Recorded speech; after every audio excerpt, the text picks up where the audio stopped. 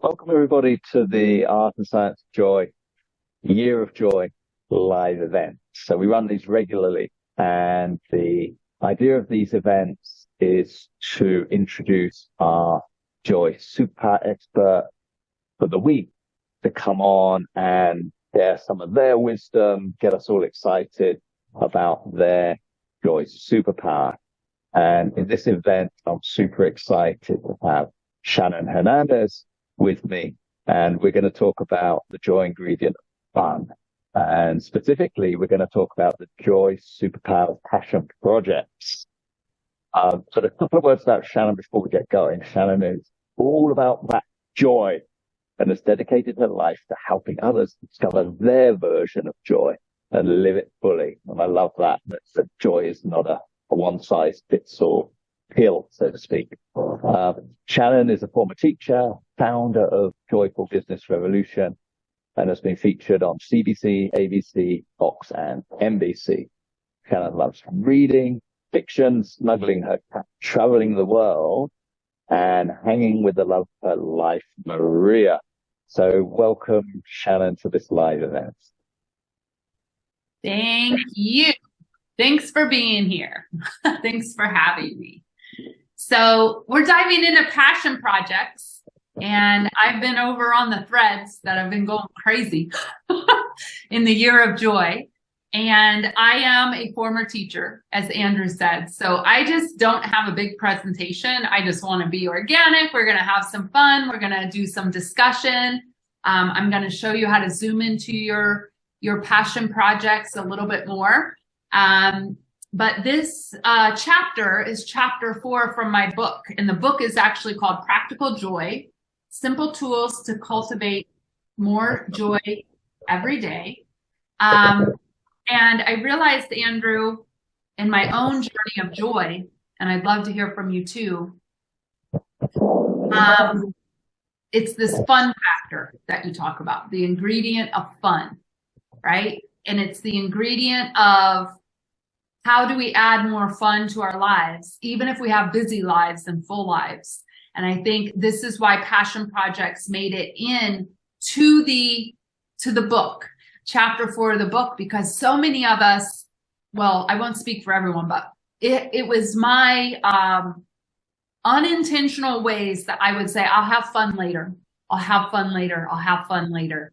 So, Andrew, what is your relationship with your hobbies currently and your passion project? My current relationship is I can't find the time. I can't find the time. I get frustrated, obviously I love doing this joy work. This gives me so much joy. This is a passion project in a way. So, I've been fortunate that I've been able to make my work also my passion project. But in terms of my hobbies, they're been on the back burner for a year and a half. Yeah. And this is what I often find, especially in the work that I do with people, is we keep putting them on the back burner, right?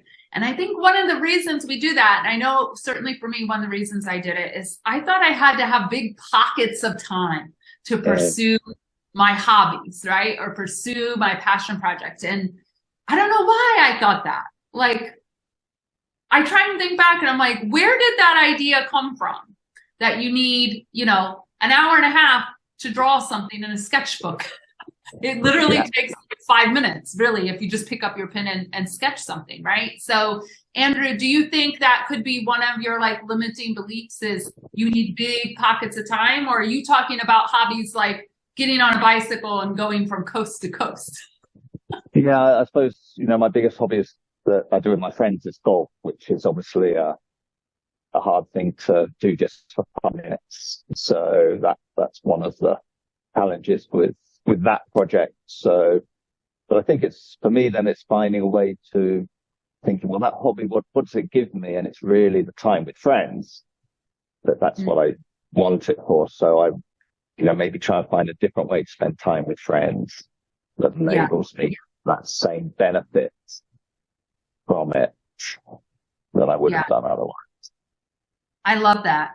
So it sounds like, one of the things that I really talk about in the book is everyone's joy has its own flavor. And sounds like your flavor, one of your values is relationships and time with friends. So it's like, what could we do? Shift, yeah, golf sometimes, but not all the time. But how else could you spend time with friends in hobby? I mean, does it have to be a hobby? Do you like to grab a beer with friends? That could be a passion project. Catchy Mm. enough. Yeah, absolutely, absolutely. Singing, that's always fun. Singing with friends. Yeah, so karaoke. Oh, karaoke. You're one of those people. No, I didn't used to be. I was very shy. So, for me to do that is was a bit of a stretch. Yeah. You liked it, right? You determined you liked it if the environment was right. Right. Yeah. If nobody knows me, nobody knows me. Yeah. Okay, but let me ask you this, Andrew. I thought I didn't like karaoke once. And I really don't. Like, if I have to stand in front of a whole group of strangers, nope. My introvert way is like, I'm not doing it, right? But in New York City, they have karaoke rooms. Do you know this? Have you ever done this? Oh, no, I haven't. No. Okay. Okay. So this In Japan, I think. I saw them in Tokyo, I thought. Yeah. Absolutely. Yeah. It's in K-Town, which is Koreatown, right? And you rent the room and you and your friends come and you don't have to see anyone else. There is like a big kind of bar area for people that just want to do general karaoke, but you can just sing your heart out in your room with your friends. And it changed my life. There you go. That's right. Because it's, singing is such a powerful thing. But, there is that social sort of, will people laugh at me? Am I any good? Sort of. So passion projects are interesting because you're right. I think a lot of times they get put on the back burner. A lot of the times we think we don't have time for them. And so this was really one of the deep explorations I went on to write this book is if I only had 15 minutes a day to do a passion project, what could I put in 15 minutes a day? And it's quite amazing what you can do in 15 minutes time, right?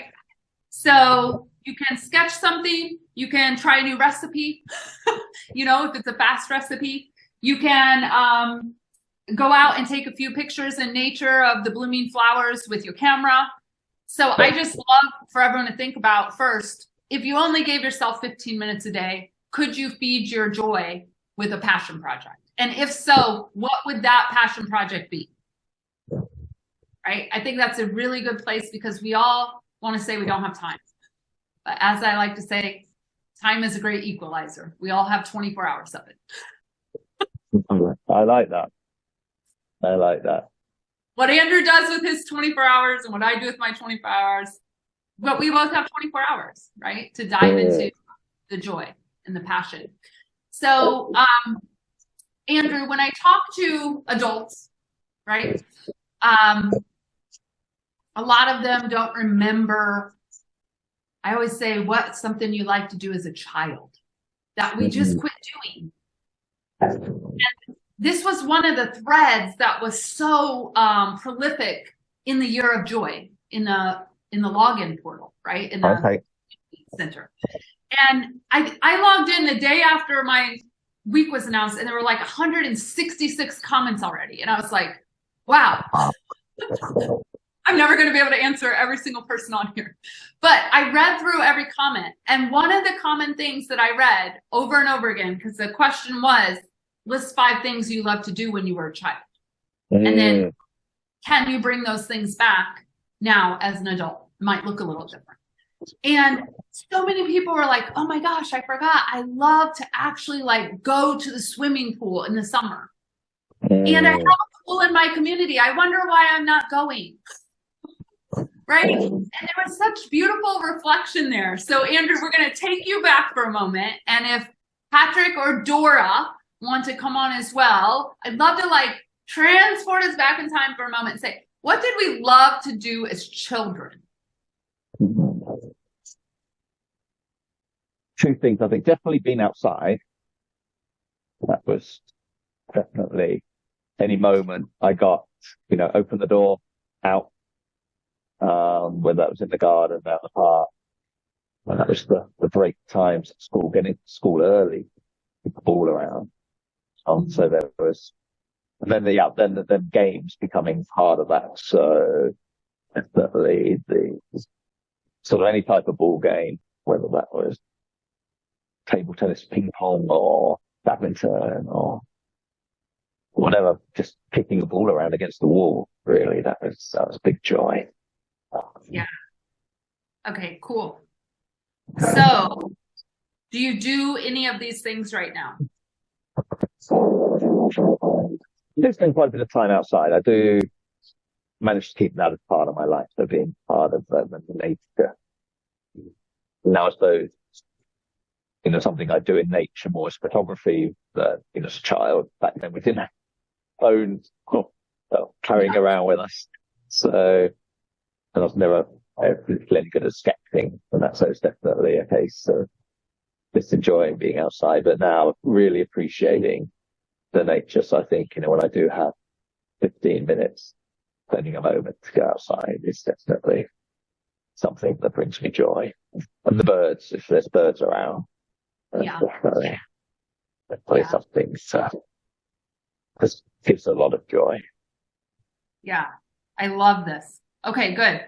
So I always like to say our current passions, now they will change, passion projects might change as we grow, but many of the clues are what we grew up with, right? Back in the childhood.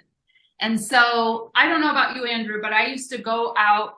This was super fun. I had this neighbor, his name was Matt, and they had walnut trees. And I don't know if you've ever interacted with a walnut tree, but they drop and they're green. They're like hard ping pong balls. Okay. And we would take our mom's pie plates and we would mix water with the dirt and we would mix it up, and then we'd get these green balls and we'd make like mud pies, with walnut mud pies is what we called them. Okay, cool. Hours. Like, how much fun is that? You get a stick, dump some water, mix some mud, do a mud pie, right? We'd come home, our hands would be stained green, we'd be crazy, dirty. But you know what? I realized in writing the chapter in this book, my parents never yelled at me for getting dirty if I was outside. And I think that was a pivotal moment because I did a lot of things. I played sports. I wasn't scared to get dirty, right? And one of the things somebody wrote on the wall, which was so fascinating to me, and it really had me reflecting on this, was my parents wouldn't let me get dirty. So I didn't go out. But maybe I could go outside now, whether I get dirty or not, but maybe it's time to change that belief, right? So I think it's super interesting to think about what we were or weren't taught, and does it serve us still to this day? And I think there's some clues there about passion projects that were either stifled early on or they were encouraged. And then did we get too busy and let them go, or do we need to like rework them as we grow as humans? Yeah, no, I like that. I like that concept of looking at it on both sides, right? Because we are very much products of our upbringing. And so, our parents told us, which, fortunately, a lot of parents these days maybe tend to tell their children is that it's dangerous out there. You have to be fearful what's outside, whereas we never had that concept growing that was anything to be scared about. And if you fell out of a tree, you fell out of a tree and you dealt with it, type thing. So, we had that luxury maybe that kids today struggle to find that. And I think, does it serve you anymore? I used to love games, but I had an older brother who was, and still is way much cleverer than I am. So he always used to beat me. But so that sort of dampened my enthusiasm for sort of brain games, so to speak, because he always had this doubt, which was, I realized now nothing to do with me. It's just, where he was and where I was in that age. But it sort of still impacted me and my ability to have fun playing games. Yeah. Yeah.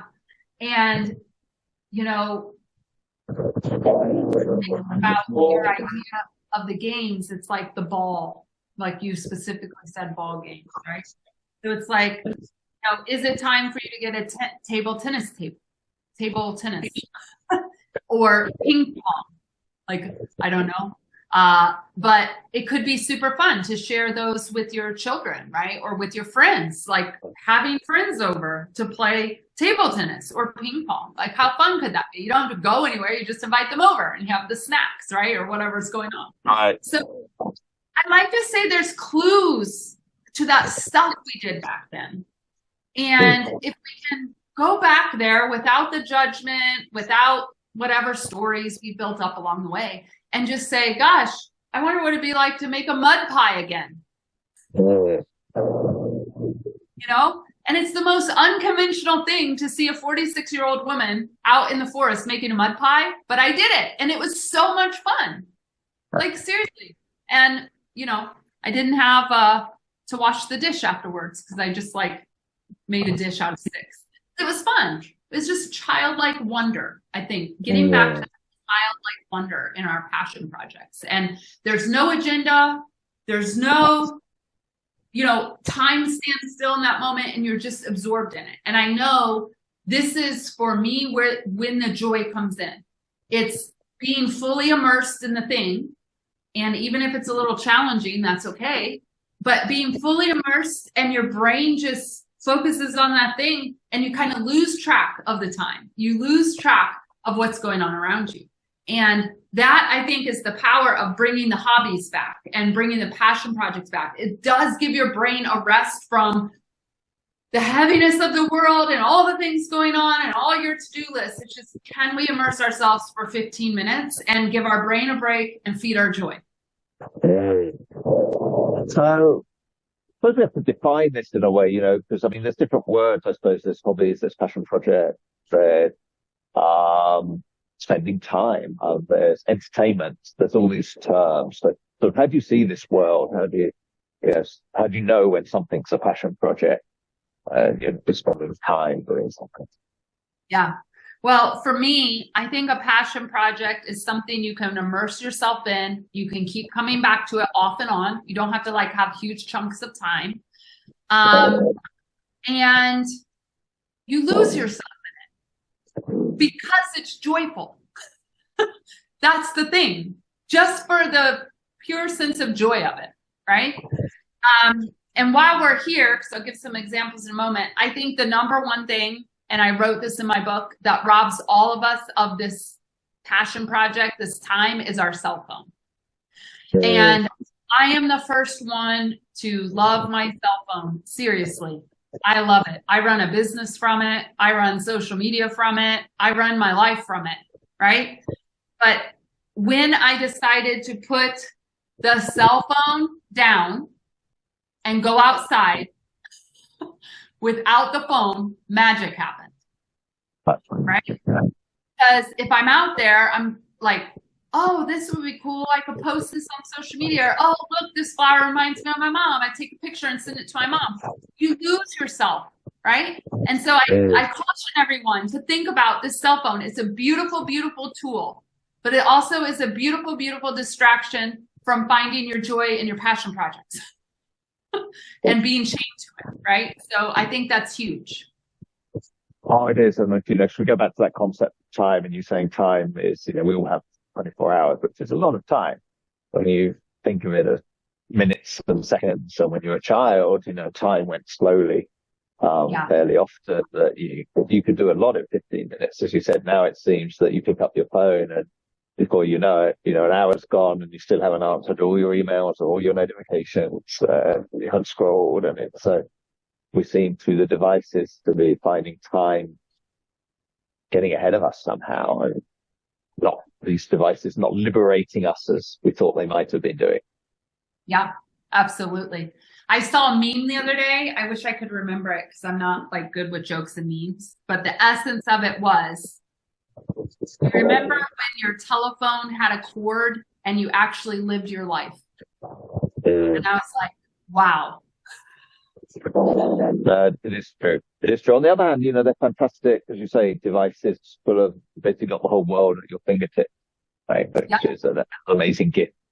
We're finding the balance, I suppose, between those two things. So basic advice, put the phone down, and get out and do something. But what if people don't know what their passion project is? How do they go about uncovering it? Well, one of the things one way we help people think about passion projects is go back to your childhood, which we just talked about. Another one is, what have you always wanted to try, but you've never done it? Right?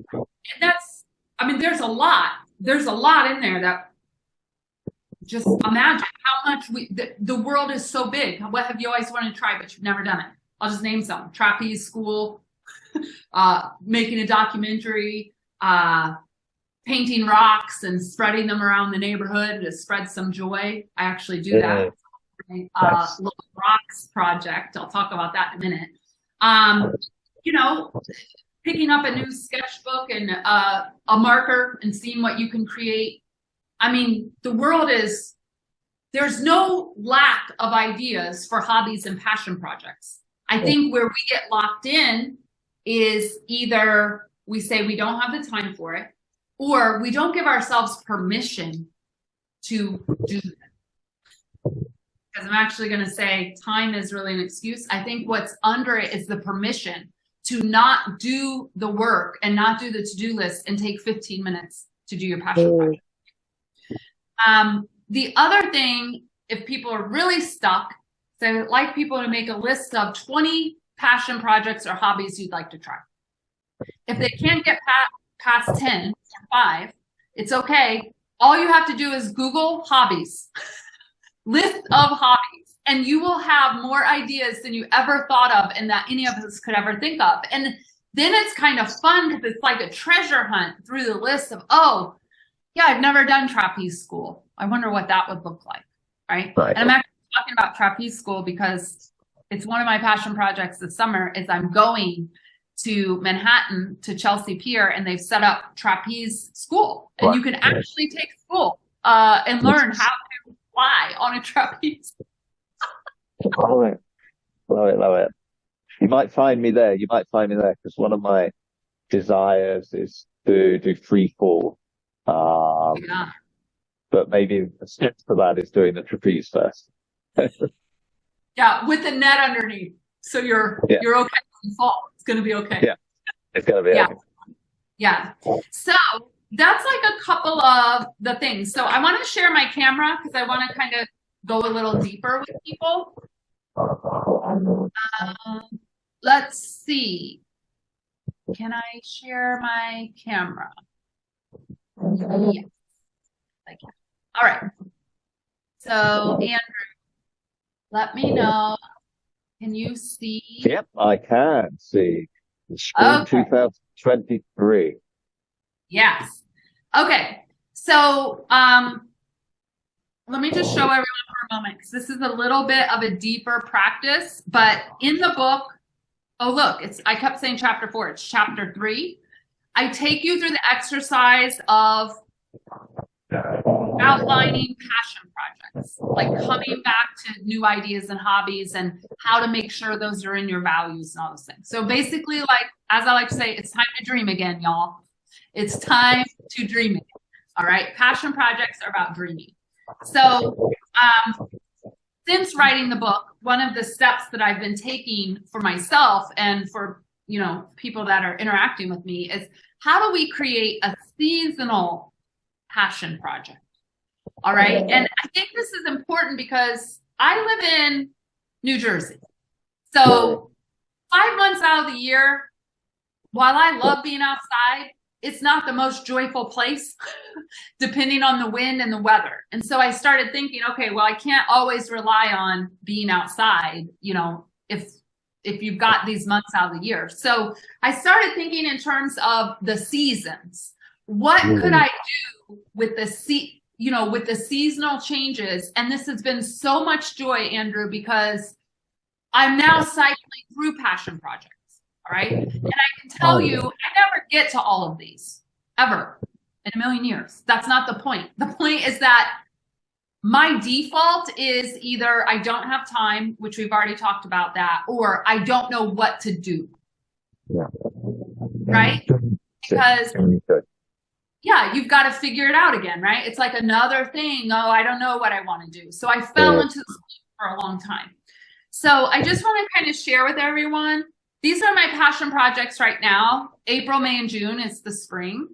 And I started by making a list, and then I was like, ooh, it'd be fun if I could, because I'm really practicing sketching too, as you can see. If I could put a little icon with these and group them together, right?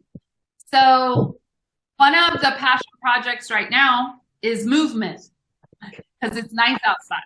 So you see everything, kayak. I want to take tennis lessons. I haven't done it ever. And I just feel like it'd be fun. I want to learn from somebody though. Like me hitting the ball by myself, not fun, but I need a coach, right? So that's like on my list to figure out. We have a bike cycling rack now for our car, and all the railroads in New Jersey have been turned into rails to trails where you can get out on your bike and you can ride. And so we're looking at where we could go. Also trapeze school. Andrew, you and I are going to go to trapeze school. I can feel it. Brilliant. Brilliant. Right?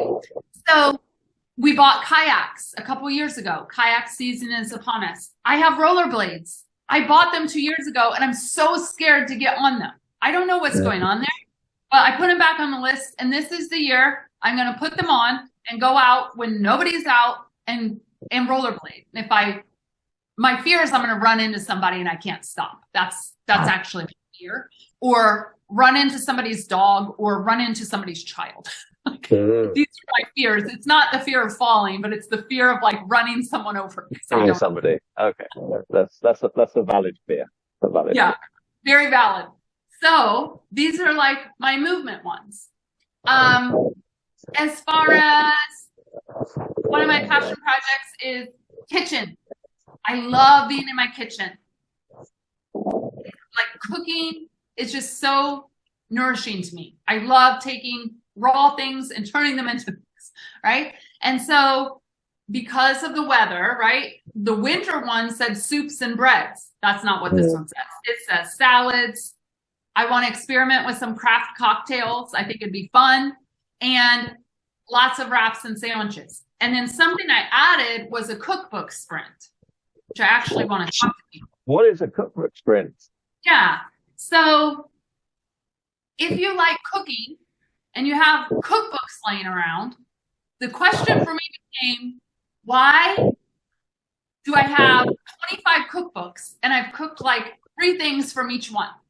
And then I was like, wouldn't it be fun to work my way through an entire cookbook? I don't care how long it takes. It doesn't matter. Just the fun of exploring a cookbook author and a cookbook from start to finish. And so I started calling this Andrew Cookbook Sprint. So this here is a cookbook called Vegan Pantry. And you can see it's very well loved now. There's lots of sticky notes in it. I'm making notes as I go along. I'm learning how to make all kinds of new things that I hadn't thought about before. And do I like them all? This cookbook's pretty good. I pretty much like everything, but I've tried other ones that I don't like, and it's okay. But it's the joy of cooking for no other reason but to work your way through a cookbook. I don't know. Does that sound fun to you, Andrew? There's certain ingredients I might struggle with, but I've also got a pretty broad palate, so I could do that.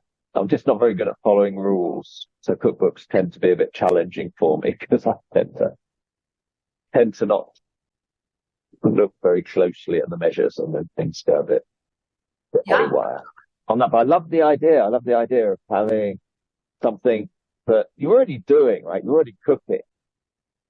So maybe many people feel that's a chore rather than a passion project. So, can you find a way to turn it into something fun? Yeah.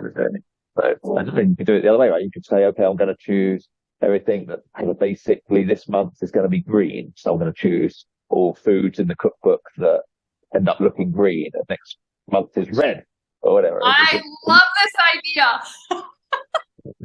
So if you get fed up after, I don't know, but just to throw it out there, or things that are crunchy, or things that are, soft, you could just switch it around. But I love this little drawing. I love the way that you've made it seasonal. So, if you tried to do it for a whole year, it could just become a mess and you'd never get round to it because you'd sort of be looking at it and you put things off, right? Oh, I'll do that in October. But 3 months is a reasonable time frame, I think. Yeah. What I love, because let's be real, I love lists. I love being able to check these off. So I've been to Colorado. I just came back from Colorado. I was also in Arizona. I visit my friend in Maryland, and we're going to Mexico next week. So, there's a lot of science too, Andrew, about writing down the things you want and putting it on paper, right? So this is also, yes, you're giving yourself permission. You're dreaming again. You're tapping into your joy. You're coming back to your hobbies and your passion projects. Make sure they fit in with your lifestyle values.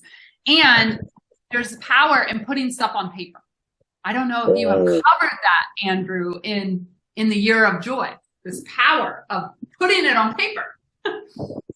Yeah, I'm sure some of people, when you're talking about gratitude lists, absolutely, writing down 3 things that you're grateful for every day. Some people practice that, right? Gratitude journals, acts of kindness, things like that. So definitely different ways you can use this power. But I love this as well. This is the more fun side, because a lot of the stuff we've talked about on the Year of Joy has been about well-being and maybe that sense of belonging and not so much maybe thinking about, life should be fun, right? We're here why not enjoy it? We're going to have 24 hours each day. How can we carve out a bit of that time, make sure that we're actually, doing something that we love? Yeah, beautiful. And then I just want to highlight this one because one of the big focuses in my passion projects this year is really, this is a long story, but I had a lot of trauma around art as a child. I know where the trauma was, and I've figured out how to clear that and get it unstuck. And now my whole world has opened up. So much so, Andrew, that one of the really compelling things about this book that I wrote is that part of my healing process in bringing more joy to the world was to illustrate my book from start to finish. And so everything in this book, there's a color page that goes with every chapter, and it's so you can color in it and you can interact with it, and it's fun and it's playful.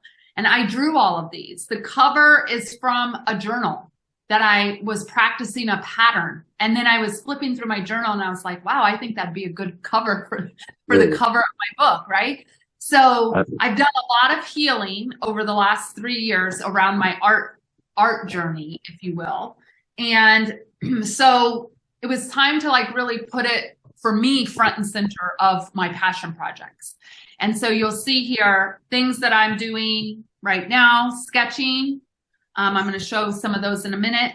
I just came back from Colorado from an art retreat. I was there for 4 days. This isn't so fun yet because I don't know how to do it well, but that's part of the passion projects, sticking through the messy parts, right? If you want to continue on. It's something called loose watercolor. I need to get a lesson. I think I need a lesson from somebody and it'll go a lot better. And then this is something that I've been rolling around as my next joy project for the world is a documentary called People and Their Joy. And really being able to interview people around their joy and what brings them joy and going into that environment and where they already are, right? And so I'm formulating what would a beautiful documentary look like around that, right? So we talk a lot about, do you have the time? And I want to show everyone just yesterday what I did in about, 15 minutes. this was some of my sketches from yesterday, both of these, right? So for me, I have to look at something, but if I look at it, I can then sketch it. I can't see things in my brain. And so for a long time, that was very frustrating. Oh, I'm not an artist. Oh, I can't see it. No, go find something and look at it, right? So you see here, Maria, my lovely spouse, said, your art went really dark yesterday. But it was so fun. I saw a picture of a beetle and I'm like, ooh, let me pick up my black pen and sketch that. And then there was like this cadaver. I'm like, I wonder if I can sketch a cadaver. Like, I've never tried to sketch that before. And this didn't turn out so well. This is supposed to be a bat. All right. I don't know. Did you tell that was a bat, Andrew? You might think it's something like else. I think, it's still got a bat with a bit of a hairdo going on. It looks pretty cool. You know what? Bat with wild hair. That's going to be the name of this one. There you go. Thank you. All right. And Right, then turn it into art. That's right. So if it's not quite what it's supposed to be, it becomes an art, abstract. absolutely. And then we've got a snake here, which I was like, could I draw a snake with an open mouth? I don't know. Never tried it. This literally took me, I know it was 20 minutes from start to finish because I put the oven on to preheat so I could make dinner. And when the thing buzzed, these were done. Oh, fantastic. Well, I love this. Right? I mean, I think what's coming to my mind is, again, as you talked about the trauma, as you talked about how we were probably told, we weren't good enough, whether that was by parents or teachers or whoever, you can't draw it, you can't. When we get to this stage, really, we should say it doesn't matter, right? I'm not doing this for anybody else's benefit. Whether they think it's pretty or not, doesn't matter.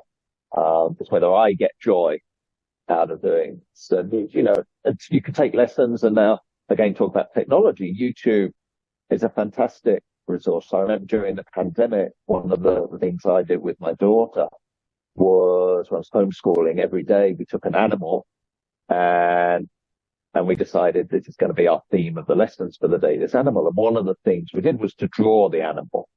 And there was I remember a channel called Art Kids. Really, there's an adult, sketching alongside a kid. And so I could follow the adult and my daughter could follow the kid sketching. And we both end up with most crazy animals. It was so much fun. But having somebody guide you and showing you, well, how do you draw shade? My drawings are always 2D. And now just by adding a little bit of shade, all of a sudden they look almost 3D-ish. And it's such a simple thing, but I never knew how to do that. Yeah. So taking the time, and if you can't afford it, YouTube can sometimes offer a surrogate for a teacher. So certainly worth looking into. Yeah, absolutely. And, this is a notebook, right? It's super simple. I can put this in my bag, go to a museum, whatever. It doesn't matter. The point is that there's not a lot involved. And for me, things have to be simple. If they're too complex, especially my passion projects, forget it. My brain does not want to deal with complex. All right. That's just how I'm wired. But I also help people all day long with marketing and strategy. So when it's time for passion projects, I just need to kind of let go a little, right? So I think it's giving ourselves permission to dream, giving ourselves permission to not be good at it. Who cares? Giving ourselves permission to rewrite stories, and giving ourselves permission to have the time to explore. And that's really what I wanted to share today with the audience. That's fantastic. I will ask one last question before we sort of wrap up this one. And that's around maybe passion projects and purpose. And so we've talked a lot today about passion projects for ourselves. But we know when we look at, what makes people joyful, what brings them joy, and we look at people with a high degree of joy, they're often people who are spending part of their time helping others or helping the planet in some way. So maybe if you could talk a little bit about how you combine passion projects and purpose. Yeah, absolutely. So I I wish I had that upstairs. I started this became a project. First, it was just for me, but then people caught on, and then now there's lots of people kind of in my world doing this. So one day in Brooklyn, when I lived in Brooklyn, I went for a run around Prospect Park. It's one of the big parks in Brooklyn. And along the way, for some reason, I started noticing rocks about this big that were smooth. We would call them maybe river rocks back where I live, like they're smooth. And I was like, I was running one day, it's 6 miles around the loop. And I was like, okay, what if I picked up one of these rocks just because it caught my eye, and I ran it home. And I did that. And the next day I picked up another one the next day, and I'm like, what is with the rocks? Well, I got the paint out and I started painting the rocks. And I called this LUV rocks, #love rocks, right? And so what I do is I paint the rock, and then I put like a word, hope, joy, smile, trust, whatever. And then before I knew it, I had all these colored rocks with these words. And if you flipped it over on the back, it said, Love Rocks Project, pass it on. And so I started planting these, Andrew, around Prospect Park. I'd run them home, I'd get them painted, I'd let them dry. The next couple days later, I'd take 2, 1 in each hand, and I'd go out for a run. And I would just put them where people would find them. And it was so fun to watch. Sometimes they were still there. Sometimes they were further along down the road, like somebody had picked it up and then they like left it somewhere else for somebody. And I started posting on Facebook, and I said, what a more joyful world it would be is if we went out and we saw these fun rocks, and I'm calling this Love Rocks, and then people in different cities started making their own versions of the Love Rocks. And that to me was a super organic, fun thing that had purpose. It combined the art, it combined like getting out in nature. So many of my values were met there. And now, I mean, I'm not a pioneer in this, but I'm in Facebook groups now where all their community does is they paint rocks, they put them somewhere, and then you're supposed to let your people know when you find them. And I think it's super fun to spread joy through rocks. I mean, who ever thought of such a thing? Absolutely. That is amazing. I love that. I love that concept of taking something simple, your passion for art and painting, and then, well, how can I share this with others? How can I bring joy to others through this? I think one that's easy for many people is reading. Like, many people find great pleasure and joy in reading. And if you think that's one of your passion projects, maybe if you're not doing it already, think about, well, can I go to a local school? Can I go to a local old people's home, care home, and spend, half an hour, whatever, reading to the kids or the old people there? And that brings so much joy to them to have you do something that you're passionate about and to share that and bring joy to others. So that's another example, but I'm sure there are millions of them. It's only imagination. There's no limitation to what we could do to take our own passion thing, and how can we use that to bring joy to other people or to animals, depending. I think the animals and the planet also need a bit of love and care from us. So definitely. So thinking about you love cooking, well, think about, can I grow things which help the bees? Right? Let's put some stuff in the garden, some herbs. I'll grow my own herbs, lavender, things like that attract the bees. Yeah. We do a bit of fit for the planet as well. So I think people find. Yeah, one thing around this is a dream I have. And I don't know how involved it is yet, but it's not going away. So to me, that's a passion project that needs some attention, right? So we have a lot of buildings in New York City and New Jersey that, because of COVID, people have moved out. And I want to figure out, this is the love of food, the love of plants, right? And planting, and the love of bringing people together for cooking. I want to figure out if I could get a grant to turn one building into a hydroponic greenhouse, invite the community in to learn how to grow their food. But then the next step is the food's not any good if you don't know how to prep it. So to actually open up like a community cooking school or community cooking class and teach people, okay, now we've grown all this zucchini and cucumbers. What are we doing with it so that they can grow their own food and cook healthy food in their homes? Like, this is a dream that I've had for the last few years. So that is joy and passion with a purpose. And it's big, right? Like, I need to like really sit down and think about, do I want to go down this path, or could I partner with somebody else who's already doing it and just go volunteer, right? If I don't want to do a whole startup thing. That's what I was going to say. Brings us the third joy pillar of belonging, and in this way, doing things together, collaboration. So, I think for almost every idea we have, there are others at this very moment thinking the same idea. And nothing wrong with you all going separate ways either, but there can maybe sometimes be more power to collaboration and bringing in something. Well, who's a good grant writer? We're just going to grant writer in. Well, who knows the cooking part, right? And all of a sudden you got 4 or 5 people working on a passion project together. And maybe it's easier to achieve the results, but also the highs and lows that you get through that project are definitely better shared, I think. It's one of the challenges of working alone is when you don't have anybody with who you share both the frustrations as well as the successes that you have on any journey, whether it's a work journey or a life journey, and be able to focus around a passion project you're all caring about. I think it's a wonderful thing, a wonderful way to bring all of the elements of joy together. Yeah. Yeah. So fun.